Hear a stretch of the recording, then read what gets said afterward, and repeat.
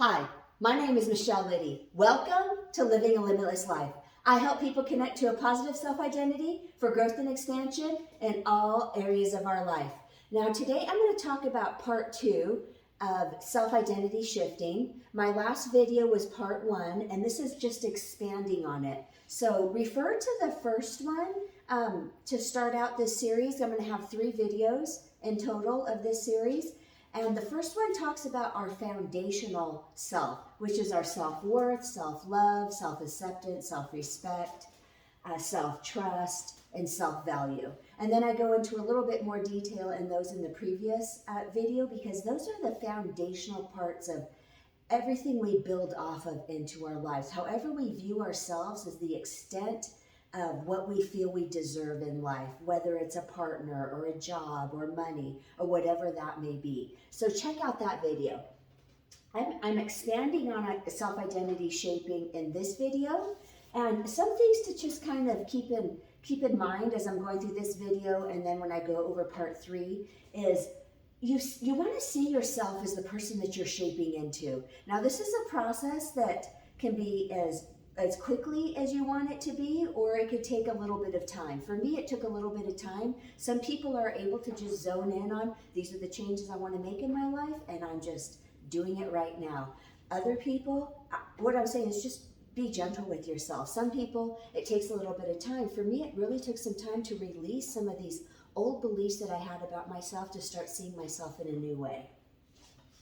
And accept and nurture those parts of you that get triggered. Now, as we're going through our self-identity shaping, we're going to go through parts where, gosh, we're doing really great. I've really embodied this new belief about myself. And then something happens, we get triggered, and we revert right back into an old wounded part of ourselves. That's okay. That happens. Just go with the next step, give yourself some nurturing, nurture yourself through that. What we're going to start learning is when we get triggered, we're going to start tending to ourselves in a different manner. And so when I get triggered, I'll go into self-soothing. I talk to myself in a nice, kind way. I didn't used to do that. I used to be like, you should have known better. Why did you do that? And I used to just go home and ruminate on what happened and just go on this downward spiral, feeling worse about myself. Now, if I get triggered, I'll just go back and go, okay, let it go. Don't act in this moment when I'm triggered, because I may say something that I don't want to say or act in a way that I don't want to act, that I'll feel worse when I get home. And I just take some time out and step away from the situation and I don't say a word, and then just nurture myself. Michelle, you're okay, it's okay. And then just go deep into that part of yourself of, gosh, there's something that's telling me that needs some nurturing. What part of me needs some love and acceptance and viewing myself in a kind and respectful, valued sort of perspective. And a huge part of this is allow yourself to see a new perspective about life, about yourself, about your past, and kind of reframe it. Like, something may have happened in your past and you may have really thought that this is the way that it happened.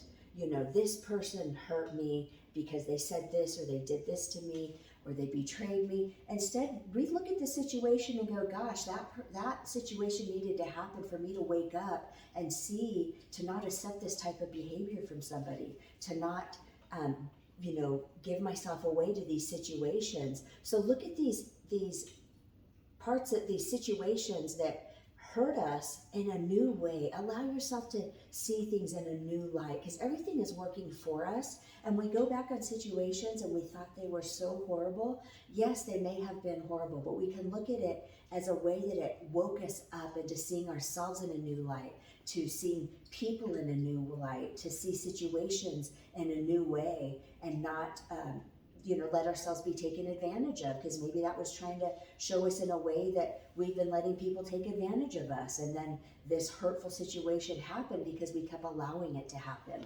So that's one thing. I'm going to expand a little bit more on the self in relation to relationships, our self in relation to our financial status, our self in relation to our business and entrepreneurial or career pursuits.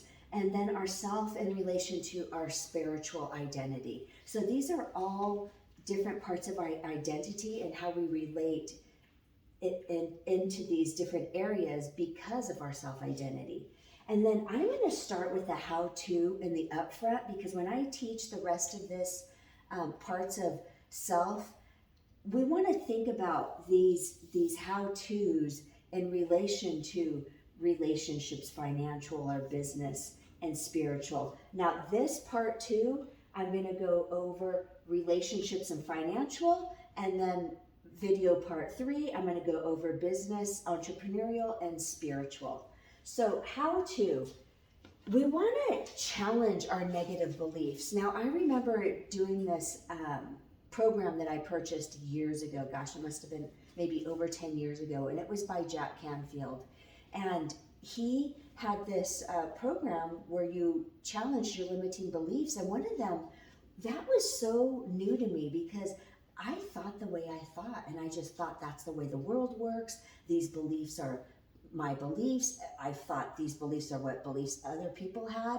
And when I really challenged them, I realized these beliefs aren't even true. Like, I'm making them true through incorrect perspective, or the story that I attach to it isn't even like truth, like about myself, that made these negative beliefs about myself I was thinking were true, and they weren't true. In actuality, I was telling myself lies to believe in, feeling how horrible I am, or how not good I am, or how not good I am enough, or I'm not valuable. So that was really interesting. You want to challenge the way that you think. Like, when you get triggered, take a step back and say, what am I believing in this situation for it to be true, for me to get so upset or so hurt or feeling so discounted, or whatever feeling or emotion comes up for you? Challenge it and ask yourself this process that I'm going to go over for you or with you.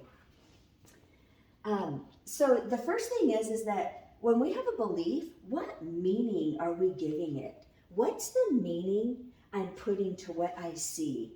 What is, like, when something happens, I'm putting a meaning to it. Okay, so here's an example that I would put a meaning that whenever I would go someplace and meet people, I would think at some point in time, they're going to find out something about me that they don't like, and they're not going to like me. They're going to, quote, hate me. I had such an extreme perspective on it. So I thought that I had to be perfect in everybody's eyes in order for people to like, love, and accept me.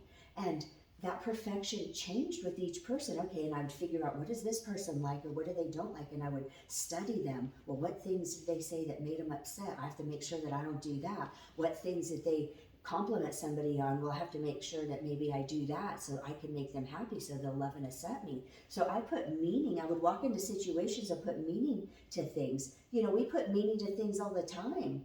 And nothing really means anything until we put a meaning on it, and then we start viewing the world through this meaning that we put on it. So challenge the meaning that you're putting on things. Even if somebody's being really rude to you, I'm not going to put the meaning that I'm not worth it. I'm going to put the meaning of, gosh, they're really having a bad day. It doesn't really have anything to do with me. I'm not going to let it affect the way that I respond to this person. I'm going to be cordial. Am I going to, and then I can choose to walk away from the situation. So meaning has a big thing, because when we put a meaning on something, then we start looking outwardly to back up what that meaning means. Oh, they did this, it means that. Oh, they did this, they looked at me a certain way, they must not like me. And we can also put a flip meaning onto it. Oh, the meaning could be positive. Oh, they looked at me in a funny way, they must be thinking about something.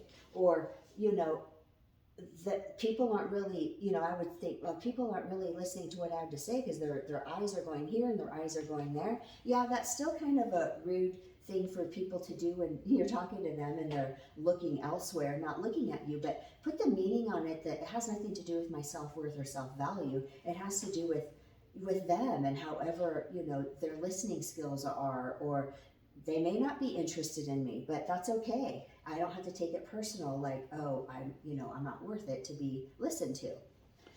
Another, I wanted to go over, let me back up just a little. This belief structure, it's about, the meaning we put on it, the agreements that we have with the belief, the attachments that we have to the belief, the stories that we put in place to make this belief true for us.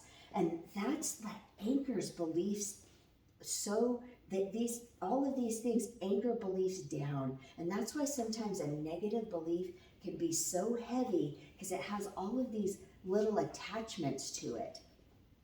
So the next thing is agreement. It's agreeing to the way that things are, to the way that the world works, to the way that reality is. We get this from the way that when we grow up, and our parents may say something or do something, and then we're in agreement with their perspective. And it's really not maybe the correct perspective, because they may have gotten it from their lineage, from their, parents and our grandparents and back and back. So we have agreements to the way that, things are about ourselves. And we have these agreements when we're children. And so an example could be that my dad was a huge discounter of my truth. So if I would say something, he would go, oh no, it's this way, or no, this is wrong. It was constantly correcting me and telling me his perspective over my perspective.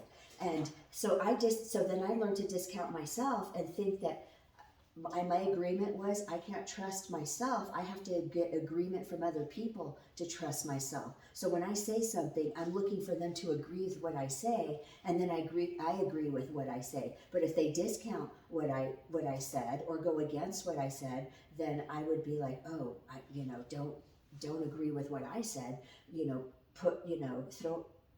Give myself away and agree with what they're saying. And so then I would go, oh yeah, you're right. I agree with what you're saying, instead of standing in the way that I identified with things and what I wanted to agree with. And so I learned that it's not safe to agree with my thoughts and the way that I saw the world, or agree with, disagree with somebody else in a respectful way and stand strong in the things that I agree with. So think about how you agree with things. Do you agree with it to please other people, or do you stand strong in the way that things work for you and be in agreement with how you see things? The other piece is attachments. We get attached, emotionally attached to things. So attachments are, because sometimes they can define who you are when we're emotionally attached to something. And sometimes it's like, well, this person did this, and the outcome is that I get upset with them about this. And so somebody may say something rude to me. Instead of being like, oh, well, is that really who I am? Or is this, who they think I am? And so not being attached so much to what people say to me. And in my previous video, when I talk about our self-worth, self-value, all of those, self-acceptance, when we're really strong in our own self-identity, when somebody says something rude to us or not, we're so strong that does not define, that's not how I see myself. We don't get triggered. We're like, oh, I guess that's their opinion. That's interesting. I may take a look at it and think, oh, let me take a thought about this. Is this really true? Did I do something here? Did I not do something here? And then just release it and let it go. If it's something that I can improve on, I'll improve on it, and I'll nurture myself through that improvement. I won't belittle myself or, discount myself to improve. I'll nurture myself through that improvement and go, I guess I do need to change the way that maybe I said that, or the way that I approach this situation. I may apologize to the person if I did something, rudely, and then just really be like, I accept myself. It's not the totality of who I am. And, thank you for bringing that to my attention. Or if it's somebody that, is a friend, then you can say that too. If it's just a stranger or somebody saying something to you, you don't have to thank them if you don't want to, but you take it internally and make those internal changes about yourself. Sometimes when we're so attached to negative beliefs about ourselves, and I used to think that I'm just, I'm not I'm a bad person. I have this strong belief that I'm a bad person. And when I really challenged that belief and looked at it and said, why do I think that I'm a bad person? What is this horrible thing that I've done that I feel like I'm such a bad person? And when I really got to the root of that belief, I felt like I was a bad person because I wasn't perfect enough for people to like, love, and accept me. That was why I thought it was a bad person. And I go, oh my gosh, I've been telling myself this lie for like so many years, and I've been believing this lie about myself, and it's so not true. So that's why it's so good to challenge these beliefs so you can change them, release them, and start identifying with yourself in a new way. I am a good person because I'm kind, I'm a good friend, I'm fun to hang out with, I'm funny, or whatever, qualities that you have. Zone in on those qualities to break through and bust through these beliefs that we've made true for ourselves. I realized I was telling myself so many lies about myself that weren't true. And sometimes we get attached to sometimes it's a little bit of fear to attach to positive things about ourselves. Like, I am a good person. It's so interesting, even though that's a good thing, I was in fear to attach to feeling good about myself because I was so in a habit and used to feeling bad about myself. When I felt good about myself, I go, is this really true? Like, can I really feel this way about myself, like long term? And I would question it. Okay, that may come up, but you want to embrace it and say, it is okay for me to feel good about myself. It is okay for me to be attached to love, joy, peace, and happiness and want those things for myself. They're good things. I didn't attach to those things because those things my dad felt were weak. It was weak to feel love, joy, peace, and happiness and to feel good about yourself. So I had to release that pressure that I put on myself and allow this goodness to come into my life, that thinking good about myself can lead to good things about myself. The next thing is stories. We attach to stories about ourselves. And what happened, it's like what happened then, and then the story of what happened. So something could happen that's neutral, and then we attach a story to it that gives it meaning. We get into agreement with that story. We attach to that story that it's so true. And this story is like, we attach so many stories to things. Oh, this person did this because of this, or this happened to me because of this, or it didn't work out for me because of this. And we attach all these negative stories to things about ourselves to hold true. And then we build all of these pieces into it to make that story anchor in to that belief that we have about ourselves. So we want to really stay neutral about something and then decide how we want to attach a story to it. And I started doing this and it was so powerful. I felt so good. Like when things started happening, like that could have been challenging or negative in my life, and I said, okay, I'm choosing to put whatever meaning it is.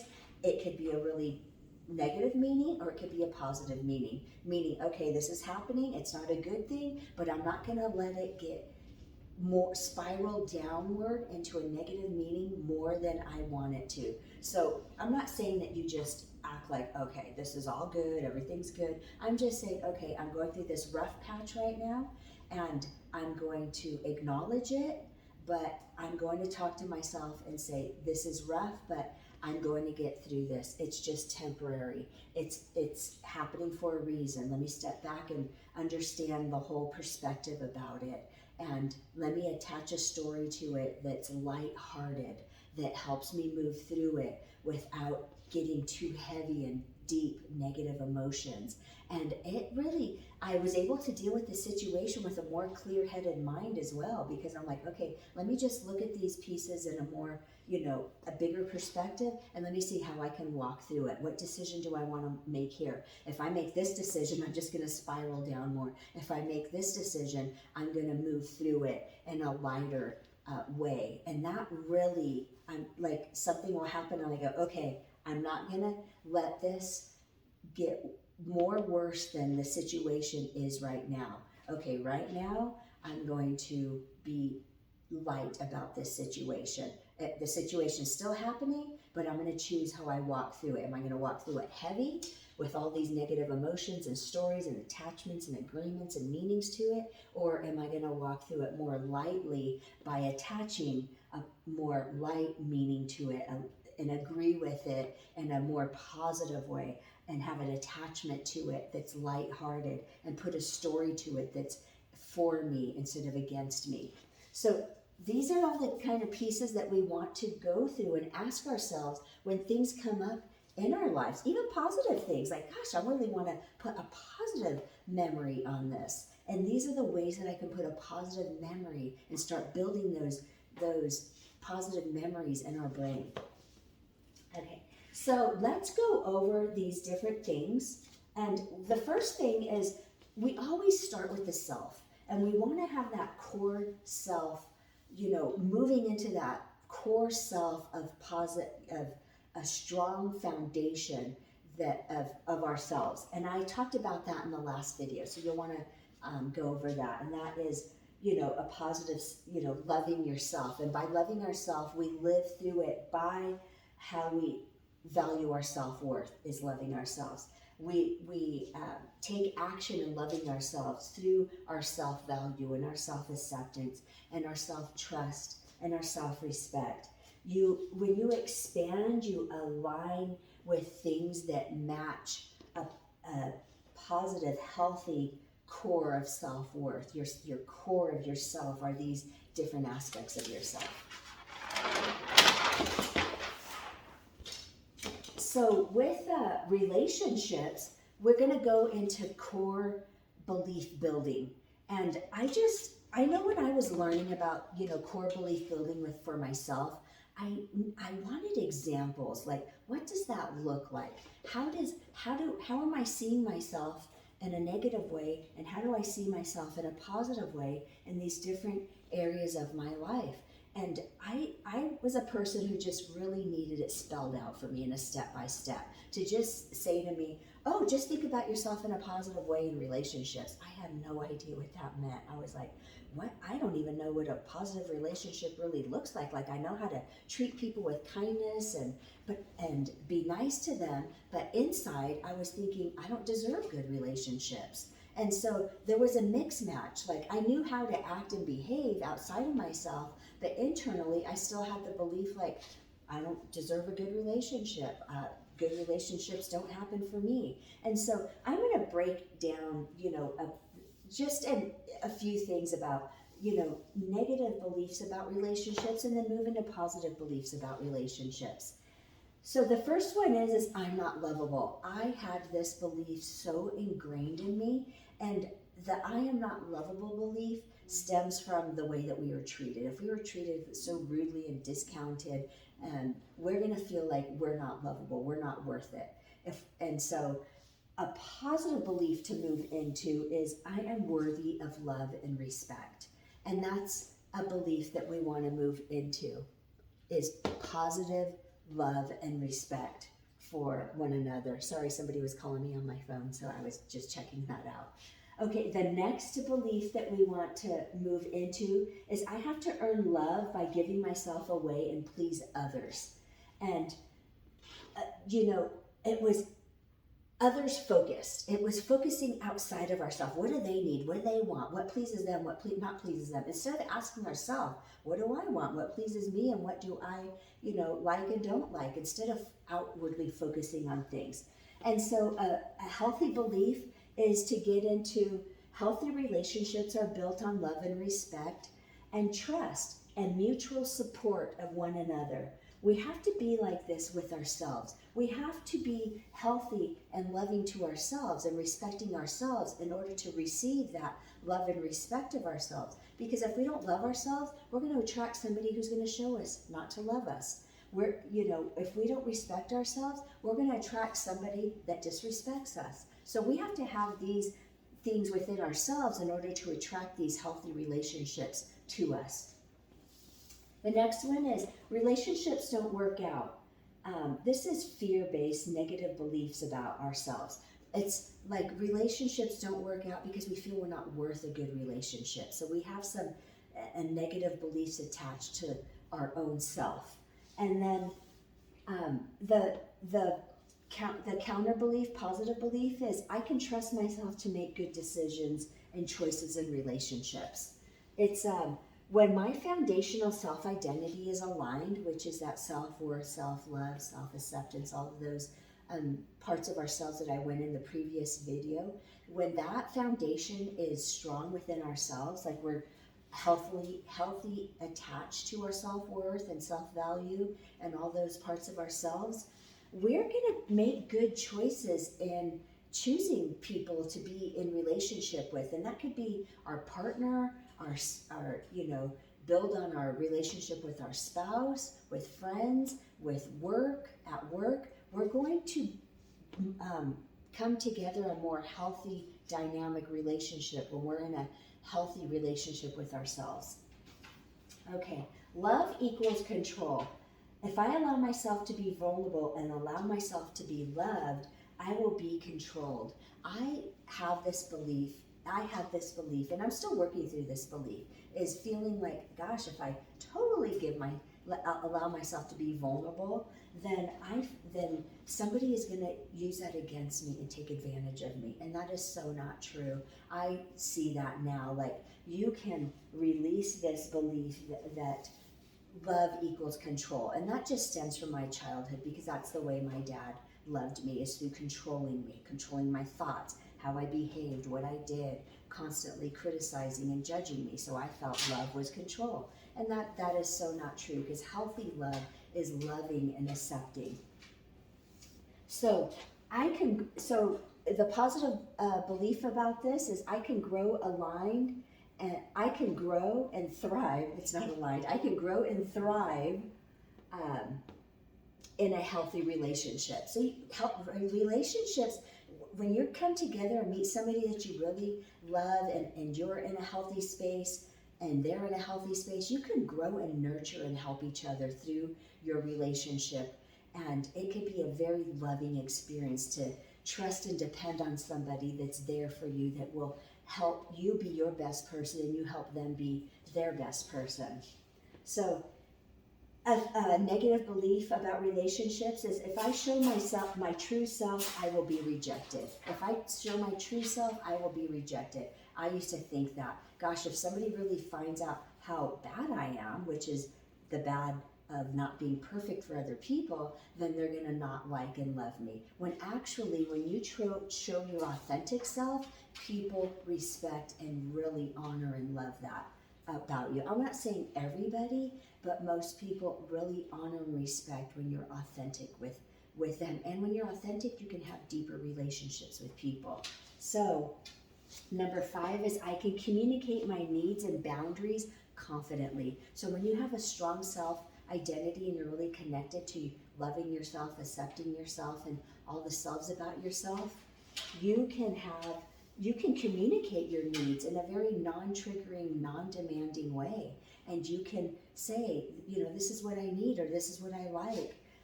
You can communicate your boundaries in a confident, loving way. It doesn't have to be like in an angry kind of way. You can communicate your boundaries. If somebody isn't listening to it and they still step on your boundaries, you can say, listen, I let you know where I was coming from, and it seems like, you don't want to respect this, which is fine, but, move out of that relationship, move on somewhere else with somebody else who respects your boundaries. And if you don't feel comfortable letting them know that, then start distancing yourself from that person and move on with other people who respect your boundaries. And boundaries don't have to be voiced out.